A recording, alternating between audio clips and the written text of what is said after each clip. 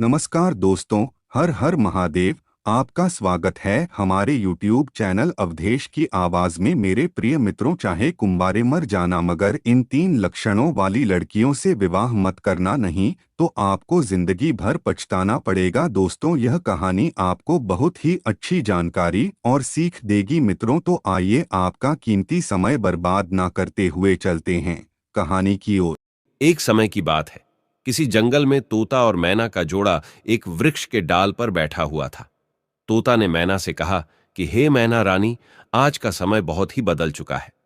मैना कहने लगी, पिया जी, ऐसा क्या समय बदल चुका है?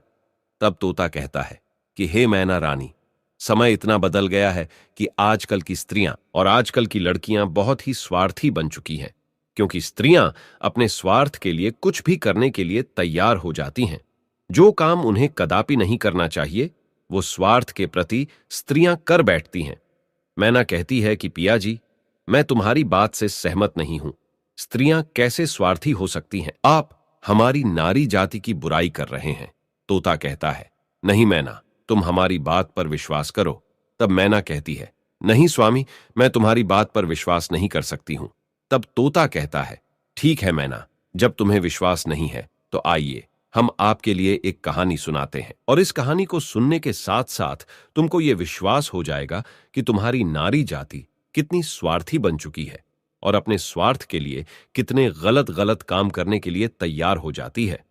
दोस्तों, तभी मैना कहती है, ठीक है स्वामी, पहले आप वह कहानी सुनाइए और सिद्ध करके बताइए कि हमारी नारी जाति स्वार्थी है या नहीं है। दोस्तों, तब वो तोता अपने मैना रानी को वह कहानी सुनाता है। तोता कहता है, हे मैना, एक समय की बात है, किसी नगर में 3 दोस्त रहते थे। एक राजा का लड़का था जो राजकुमार था, एक बनिया का लड़का था और एक साहूकार का लड़का था। 3 दोस्त थे। तीनों में बहुत गहरी दोस्ती थी, क्योंकि वह तीनों साथ साथ पढ़े थे और साथ ही साथ बड़े भी हुए थे। राजा का जो लड़का था, जो राजकुमार था, उसकी शादी भी हो चुकी थी। मित्रों, एक दिन की बात है, तीनों दोस्त राजा के बगीचे में टहल रहे थे। तो राजकुमार, जो राजा का लड़का था, वह अपने दोस्तों से कहता है, भाई, कल चलते हैं और अपनी पत्नी को उसके मायके से बुला करके ले आते हैं, क्योंकि बहुत दिन हो चुके हैं और हमें अपने पत्नी की बहुत याद आ रही है। इसीलिए कल ससुराल में चलते हैं और तुम हमारे साथ चलो और हम अपनी पत्नी को बुला लाए।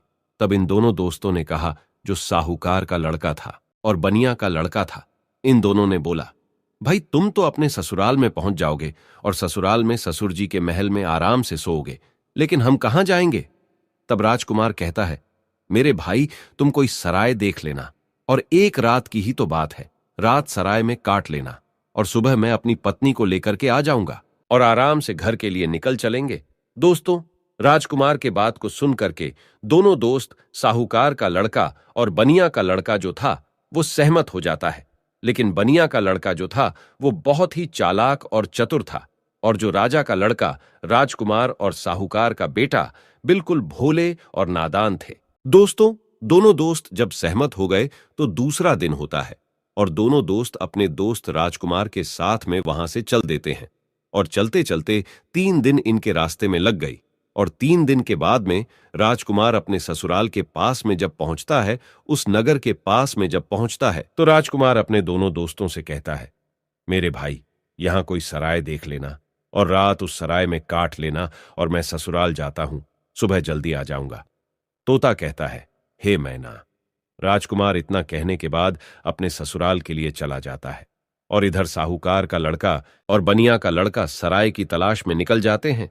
ढूंढते ढूंढते उनको एक सराय दिखाई देती है, और सराय के जब समीप पहुंचते हैं तो उन्होंने देखा कि यहां खाने पीने की भी व्यवस्था सही है और रुकने की भी व्यवस्था सही नजर आ रही है। दोस्तों, सराय के दरवाजे पर जब वे पहुंचे तो वहां उन्होंने एक बुढ़िया को देखा। उस बुढ़िया के पास में जाकर कहने लगा, हे माता, हम इस सराय में रात व्यतीत करने के लिए आए हैं और सुबह चले जाएंगे। हमारे लिए इस सराय में जगह दे दो जो हम रात सही से काट सके।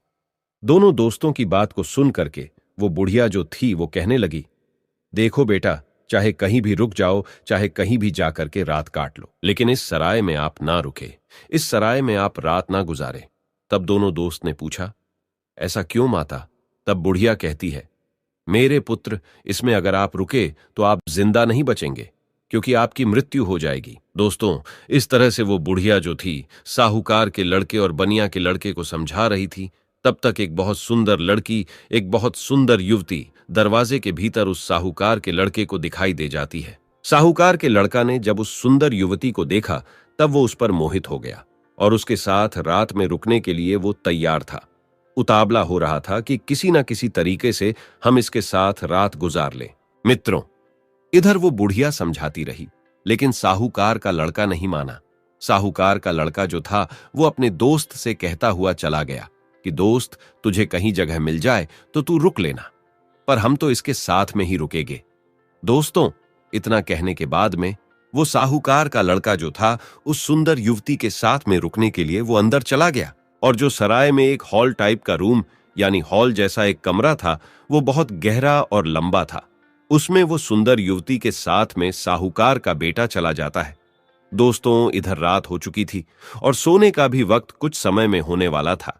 दोस्तों, वो तोता मैना से कहता है, इधर साहूकार का लड़का उस सुंदर युवती के साथ में सराय के अंदर चला गया, लेकिन बनिया का लड़का बाहर रह गया, जो बहुत ही चालाक था, वह चतुर था और समझदार था। बनिया का लड़का ने उसे रोका भी, लेकिन वो नहीं माना। अब दोस्तों, बनिया का लड़का जो था वो बुढ़िया के पास फिर से पहुंचता है और कहता है, हे बूढ़ी माता, मैं आपकी बात को समझा नहीं। आपने कहा कि इस सराय में जो रुकेगा उसकी मृत्यु हो जाएगी और वह सुबह जिंदा लौट करके नहीं आएगा। इसका क्या कारण है? बताने की कृपा करें। मित्रों, तब वो बुढ़िया कहती है, बेटा, तुम उसे रोक रहे थे, लेकिन तुम्हारा दोस्त नहीं माना। मुझे डर है कि वो सुबह आपको जिंदा नहीं मिलेगा। बनिया का लड़का कहने लगा, वही तो मैं आपसे जानना चाहता हूं, माता, बात क्या है? खुल करके बताओ। तब बुढ़िया ने कहा, बेटा, ये जो सुंदर युवती आपके दोस्त ने देखी, जिसके साथ में वह अंदर चला गया, ये सुंदर युवती जो है ये एक वैश्य है और नागिन है। ये रात में अपना रूप बदल लेती है और जिसके साथ ये रात में रुकती है उसी को डस लेती है और उसको मार देती है। इसलिए हमको डर है, क्योंकि जो भी गया वो जिंदा लौट करके नहीं आया। तोता मैना से कहता है। बनिया का लड़का ये सुन करके घबरा गया और कहने लगा, हे बूढ़ी माता, हमें कोई रास्ता बताओ जिससे हम अपने दोस्त की जान बचा सके। तो बुढ़िया कहती है कि बेटा, मैं तुम्हें एक तलवार देती हूं और अगर तुम उस नागिन का वध कर सको तभी तुम्हारा दोस्त बच पाएगा। बनिया का लड़का समझदार और चतुर था, वो तैयार हो गया और कहने लगा, माता, लाइए तलवार, मैं अपने दोस्त का जान जरूर बचाऊंगा, चाहे हमारी जान ही क्यों ना चली जाए। मित्रों, बुढ़िया बनिया के लड़के को तलवार देती है और वो चुपके से सराय के अंदर घुस जाता है और जहां उसका दोस्त साहूकार का बेटा उस वैश्य के साथ में लेटा हुआ था, वही पास में एक कोने में जाकर के बैठ जाता है और इंतजार करने लगता है कि कब ये नागिन का रूप धारण करे और हम इसको मारे। दोस्तों, आधी रात का समय होने वाला था और तभी वह सुंदर युवती जो नागिन थी वह अपना रूप बदलती है और जैसे ही साहूकार के लड़के को काटने वाली होती है तो उसका दोस्त बनिया तलवार लिए तो बैठा ही था, एकदम से उसने तलवार चलाई और उस नागिन का वध कर दिया और वो सुंदर युवती मर गई।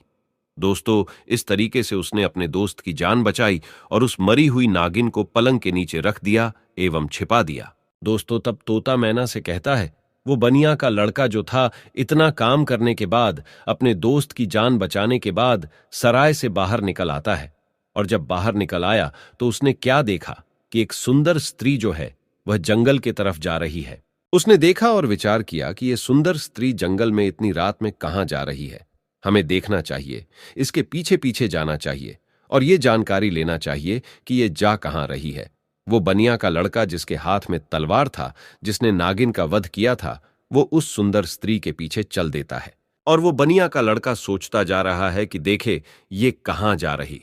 वो स्त्री चलती चली गई और जंगल में एक साधु का आश्रम था और वो स्त्री साधु के आश्रम पर पहुंच गई और जाकर के उसने साधु से मुलाकात की और वो सारा नजारा बनिया का लड़का दूर से ही देख रहा था। जब उसका जाने का समय हुआ तो साधु से मिलने के बाद फिर वो सुंदर स्त्री हाथ जोड़ करके कहने लगी, आज आपसे मेरी आखिरी मुलाकात है। साधु कहने लगा, वो क्यों? तो वो सुंदर स्त्री जवाब देती है, हमारे पति हमें लेने के लिए आए हैं और अभी हमारे घर पर ठहरे हुए हैं। कल मैं अपने पति के साथ ससुराल चली जाऊंगी। आज के बाद फिर मैं आपसे मिलने के लिए नहीं आ पाऊंगी। तब वो साधु कहने लगा, रोजाना तो हमारे पास आती थी, लेकिन अब हमें धोखा देकर के जा रही हो और कह रही हो कि अपने पति के साथ जा रही हो। तब वो सुंदर स्त्री जवाब देती है, हाँ, मेरा पति मेरे घर पर ठहरा हुआ है और कल मैं ससुराल चली जाऊंगी। हमें माफ करना, अब मैं आज के बाद तुम्हारे पास मिलने नहीं आऊंगी। दोस्तों, उस सुंदर स्त्री के बात को सुनकर साधु को गुस्सा आ जाता है और साधु जो है गुस्सा में उसकी नाक काट देता है। और जब उसकी नाक कट जाती है तो उसे पीड़ा होती है और वो पीड़ा को सहन करती हुई चिल्लाती हुई अपने घर के लिए भाग खड़ी होती है।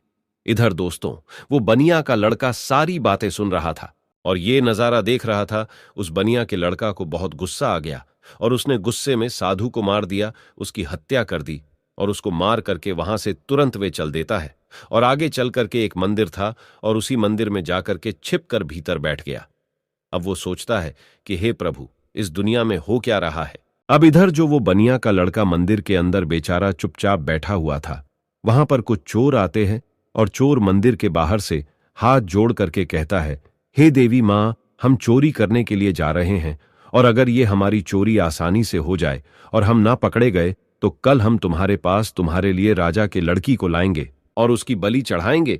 इतना कहने के बाद में वो चोर अपनी चोरी करने के लिए चले जाते हैं और जो अंदर बनिया का लड़का बैठा था, उसने जब चोरों की बात को सुना तो उसके पैरों तले जमीन खिसक गई और वो कहता है, ये क्या है, यहां भी एक हत्या होने वाली है। हे प्रभु, ये हो क्या रहा है। दोस्तों, वो बनिया का लड़का विचार करता है, चाहे कुछ भी हो जाए लेकिन मैं राजा की लड़की की हत्या नहीं होने दूंगा। ये सोच करके वो मंदिर में बैठा रहा। इधर दोस्तों, क्या हुआ कि वो स्त्री जो थी जिसकी नाक साधु ने काटी थी, वो अपने घर पर पहुंची और उसने रोना धोना बंद किया। बाकी पीड़ा तो सता रही थी।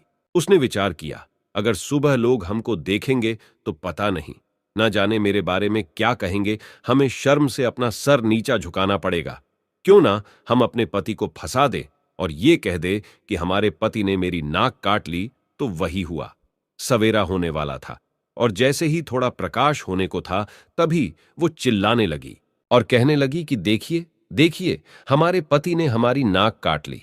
दोस्तों, घर वाले जो थे वो एकदम से भाग करके आते हैं और उसके पति को बंदी बना लेते हैं।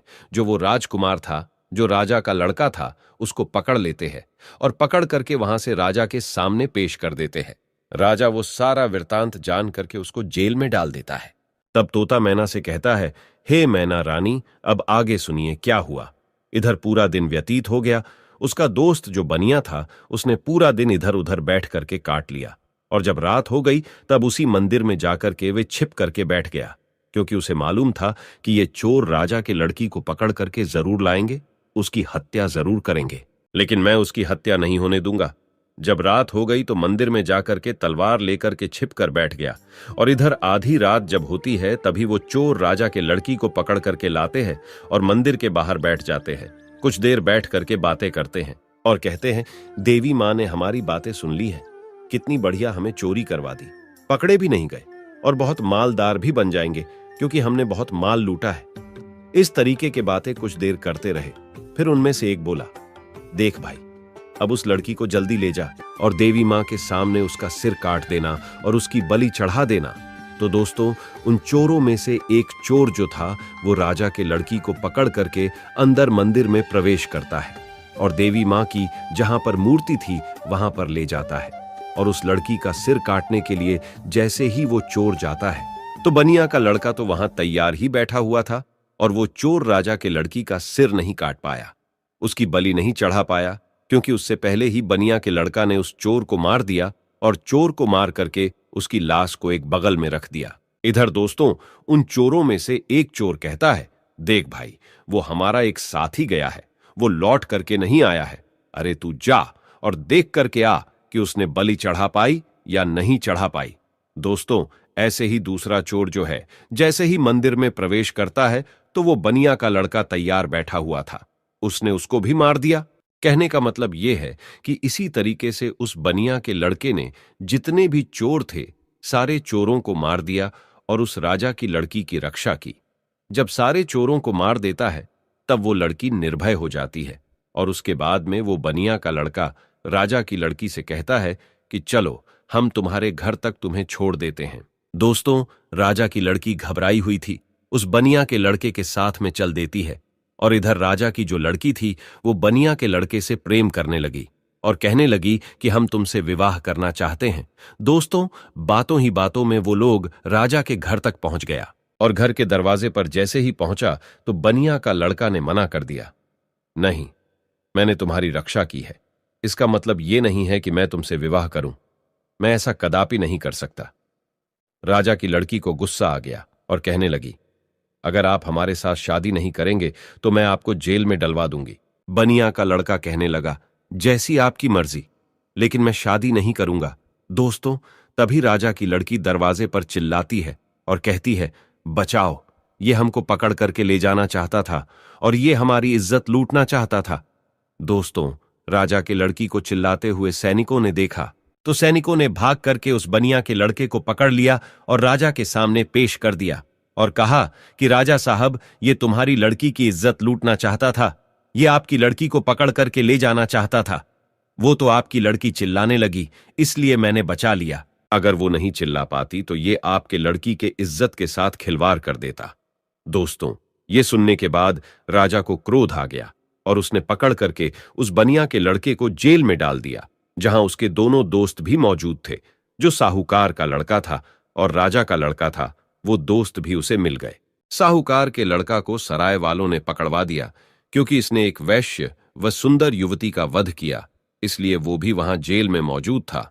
अब तीनों दोस्त जेल में जाकर के मिल जाते हैं और एक दूसरे के साथ में वहां बैठ जाते हैं। इधर दोस्तों, अगला दिन हुआ और वो राजा दरबार में तीनों को बुलाता है, जिन तीनों को राजा ने पकड़ करके जेल में बंद किया था, और उन्हें सजा सुनाने के लिए तैयार हो जाता है। दरबार लगा हुआ था और राजा ने जो साहूकार का लड़का था जिसने वैश्य का वध किया था, उसे अपने पास में बुलाया और उससे कहा कि क्यों रे, तेरा क्या नाम है, कहाँ का रहने वाला है। तब वो लड़का कहने लगा कि मैं साहूकार का बेटा हूं। राजा कहने लगा, ये बता, तूने वैश्य का वध क्यों किया, उसे क्यों मारा। अब दोस्तों, उस साहूकार के लड़का को कुछ मालूम ही नहीं था जो वो राजा को बता सकता। उसे नहीं मालूम था कि वैश्य का वध किसने किया। वैश्य का वध साहूकार के लड़का ने किया नहीं था। जो उसे मालूम होता, राजा ने फिर पूछा, चुपचाप क्यों खड़ा है, बता कि तूने उस वैश्य का वध क्यों किया। दोस्तों, तब वो साहूकार का लड़का तो नहीं बोल पाया, लेकिन जो बनिया का लड़का था वो कहने लगा, महाराज, क्षमा चाहता हूं जो बीच में हमको बोलना पड़ रहा है। इसे कुछ मालूम नहीं है, इसने वैश्य का वध नहीं किया, क्योंकि वैश्य का वध मैंने किया है। राजा कहने लगा, तो बता, तूने क्यों किया, बात क्या है। तब दोस्तों, वो बनिया का लड़का कहता है, हे महाराज, हम अपने दोस्त के साथ में, इसी साहूकार के लड़का के साथ में सराय में रुकने के लिए एक रात गुजारने के लिए गए थे और एक बूढ़ी मां ने मना किया था, इसके अंदर नहीं रुको, क्योंकि जो रुकेगा वो सुबह जिंदा नहीं बचेगा। लेकिन ये हमारा दोस्त नहीं माना और उसने सुंदर वैश्य को देख करके रात गुजारने के लिए अंदर सराय में चला गया। मुझे उस बुढ़िया के द्वारा मालूम हुआ कि ये नागिन है और ये नागिन का रूप में आकर के इसको डस लेती, इसलिए तब मैं तलवार को लेकर के अपने इस दोस्त की जिंदगी बचाने के लिए जहां ये पलंग पर वैश्य के साथ सोया हुआ था, वही एक कोने में जाकर के बैठ गया। और जैसे ही उस वैश्य ने रूप बदला और नागिन बन करके हमारे दोस्त को डसने के लिए तैयार हुई, मैंने तुरंत उसको मार दिया। अगर आपको विश्वास नहीं है तो जहां पलंग पड़ा हुआ है उसके नीचे हमने मरी हुई नागिन रख दी है, आप देख लीजिए। दोस्तों, तब राजा ने सैनिकों को भेजा और वहां सैनिकों ने जाकर के वही मरी हुई नागिन पाया और आकर के सारी बात राजा को बताया कि सत्य बात है। तो दोस्तों, राजा प्रसन्न हो गया और कहने लगा, ठीक है, तूने दोस्ती का फर्ज निभाया है, जो अपनी दोस्त की जिंदगी बचाई है। दोस्तों, राजा साहूकार के लड़का को छोड़ देता है। उसके बाद में राजा जो था वो राजकुमार, यानी कि जो राजा का लड़का राजकुमार जो था, उसको बुलाता है और उससे पूछता है कि तू बता कि तूने अपनी पत्नी की नाक क्यों काटा। अब दोस्तों, उसको भी नहीं मालूम था नाक किसने काटी है, वो भी चुपचाप खड़ा था। राजा ने फिर दोबारा पूछा कि बोल क्यों नहीं रहा है कि तूने अपनी पत्नी की नाक क्यों काटा।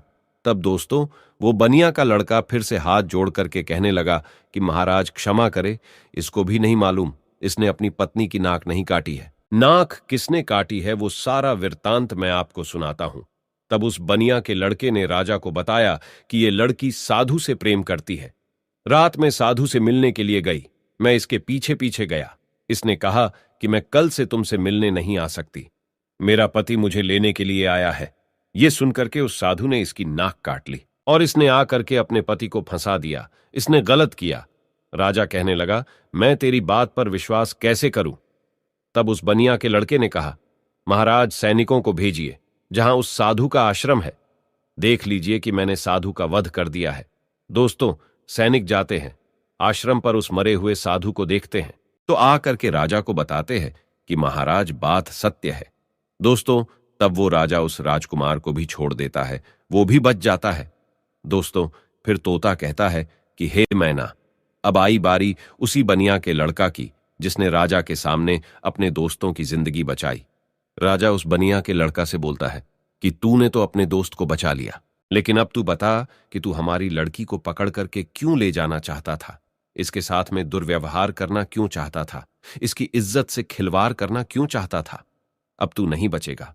दोस्तों, तब वो बनिया का लड़का कहता है कि महाराज, क्षमा करे, ये आपकी लड़की जो है ना, इसने हमें गलत फंसाया है। आपकी लड़की की बलि चढ़ाने के लिए कुछ चोर इसको पकड़ करके ले गए थे। मैं उसी मंदिर में था, मेरे हाथ में तलवार थी, क्योंकि मैं साधु को मार करके आया, और आपकी लड़की को मारने के लिए जैसे ही एक चोर अंदर मंदिर में आता है, मैंने उसको मार दिया। दूसरा आता है, उसको भी मार दिया। इसी तरीके से जितने भी चोर थे, मैंने सबको मार दिया, और सभी मंदिर में ही पड़े हुए हैं। अगर विश्वास नहीं है तो सैनिकों को भेज करके देख लीजिए। दोस्तों, वही हुआ। सैनिक जाते हैं मंदिर के पास में, मंदिर में जाकर के देखते हैं तो उन चोरों की लाशें पड़ी हुई थी। तो सैनिकों ने आकर के सारी बात राजा से कही कि महाराज, बात सत्य है, आपकी लड़की की रक्षा इसने की है। इसने इज्जत से खिलवाड़ नहीं किया और ना ही इज्जत लूटने की कोशिश की है। वो बनिया का लड़का कहता है, हां राजा साहब, मैं आपकी लड़की को पकड़ करके क्यों ले जाऊंगा। और सुनिए महाराज, चोरों से बचा करके जब आपके लड़की को घर छोड़ने के लिए आ रहा था, तब आपकी लड़की हम पर आसक्ति हो गई, प्रेम करने लगी और विवाह करने की जिद करने लगी।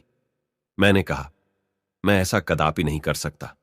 मैंने जिस लड़की की रक्षा की है और उसके बदले में मैं उससे विवाह करूं, उसकी इज्जत से खिलवाड़ करूं, ऐसा मैं नहीं कर सकता।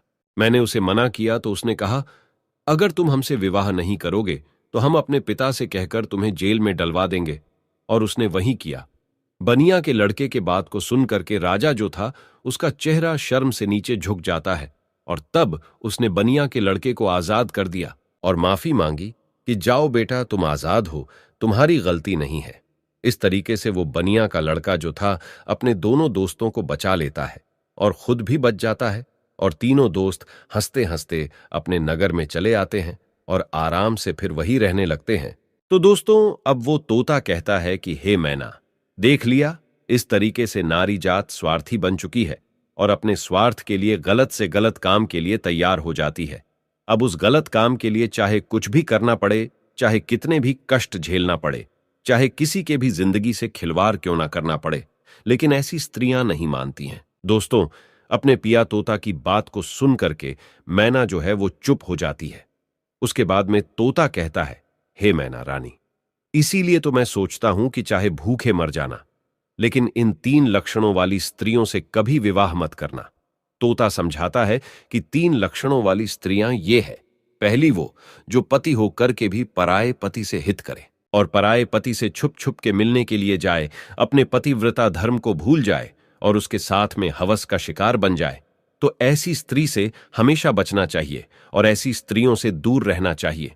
और दूसरी स्त्री वो है जो एक स्त्री तो है, लेकिन वेश्यावृत्ति के तरह जिंदगी गुजार रही है, नागिन की तरह रह रही है। अब उसे अपने हवस के इच्छा पूर्ति के लिए चाहे अपने पति का ही कत्ल क्यों ना करना पड़े, लेकिन वो कर बैठती है और नागिन की तरह अपने पति को दस करके उसे मार डालती है।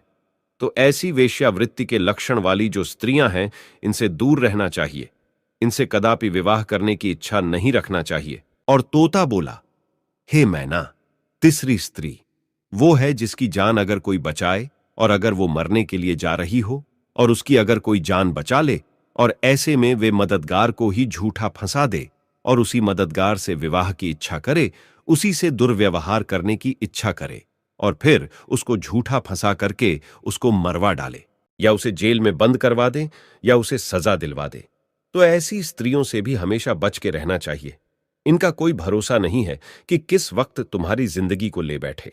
तो दोस्तों, मेरे कहने का तात्पर्य यह है कि यह कहानी हमें यही सिखाती है कि चाहे जीवन में कुमारे मर जाना, लेकिन इन 3 लक्षणों वाली लड़कियों से हमेशा दूर रहना, बच करके रहना।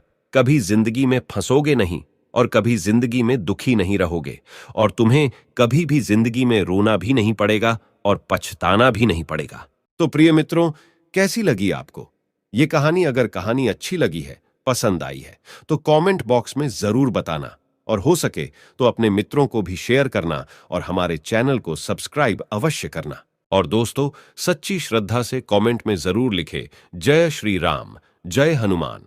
साथ ही देवों के देव हर हर महादेव सदैव आप पर अपनी कृपा बनाए रखे। प्रिय मित्रों, वीडियो को अंत तक देखने के लिए धन्यवाद। जय श्री राम।